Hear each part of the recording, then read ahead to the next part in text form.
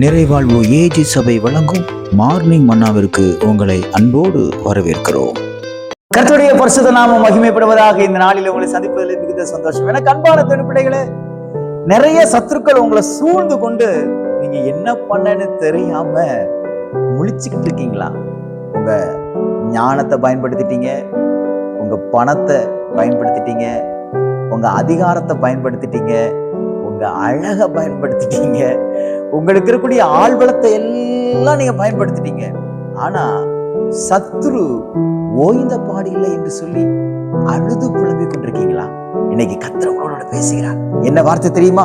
சங்கீதத்தின் புஸ்தகம் 18வது அதிகாரத்திலே அழகாக ஒரு வார்த்தையை கர்த்தர் சொல்கிறார். 17வது வசனம், என்னிலும் அதிக பலவான்களா இருந்த என் பலத்த சத்ருவுக்கும் என்னை பகைக்கிறவர்களுக்கும் என்னை விடுவித்தார்.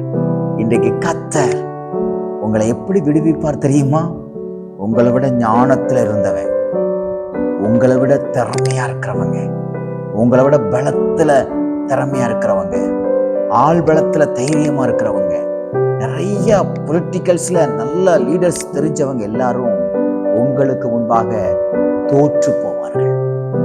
உங்களை பகைக்கிறவர்கள் முறிந்தோடி போவார்கள். விசுவாசிக்கிறீங்களா?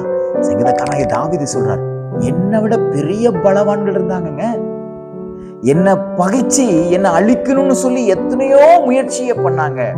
ஆனா கர்த்தர் என்ன செய்தார் தெரியுமா? அந்த பகைஞர்களுக்கு முன்பாக என் தலையை கர்த்தர் உயர்த்தினார். அவன் பலத்தை வச்சு எனக்கு முன்னாடி வந்தான், ஆனா நானும் கர்த்தருடைய நாமத்தினாலே அவைகளை ஜெயித்தேன். எனக்கு அன்பான தேடு பிள்ளைகளே, கோலியாத்து ஒரு பெரிய பலவான் தான், நமக்கு தெரிந்த விஷயம் தானே. சண்டே ஸ்கூல்ல நம்ம படிச்சுட்டு இருக்கிறோம் பாருங்க.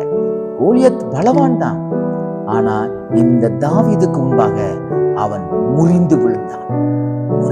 உங்களை பகைக்கிறவங்க எவ்வளவு பெரிய கோடீஸ்வரங்களா இருக்கட்டும், எவ்வளவு பெரிய அதிகாரத்துல இருக்கட்டும், எவ்வளவு பெரிய செல்வாக்குல இருக்கட்டும், யார போயினாலும் பிடிக்கட்டும், என்னனாலும் செய்யட்டும், ஆனால் அவர்கள் உங்களுக்கு முன்பாக முறிந்து விழுவார்கள்.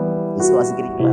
உங்களுக்கு விரோதமாக இருக்கக்கூடிய மாந்திரிய கிரிகள் முறிந்து விழும். உங்களுக்கு எதிராக இருக்கக்கூடிய வியாதிகளிலிருந்து கர்த்தர் உங்களை சுகமாக்குவார். விசுவாசிக்கிறீங்களா?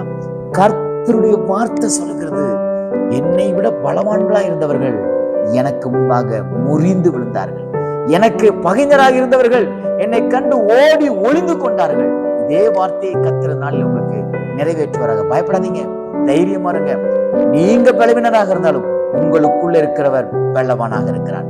நீங்கள் ஞானமற்றவர்களாக இருந்தாலும் உங்களுக்குள் இருக்கிறவர் ஞானத்தின் ஆரம்பமாக இருக்கிறார். அவரை பிடித்துக் கொள்ளுங்க. இந்த நாளிலே அநேக சத்துருக்கள் சிதறண்டு போவதை உங்கள் கண்கள் காண்பதாக. God bless you.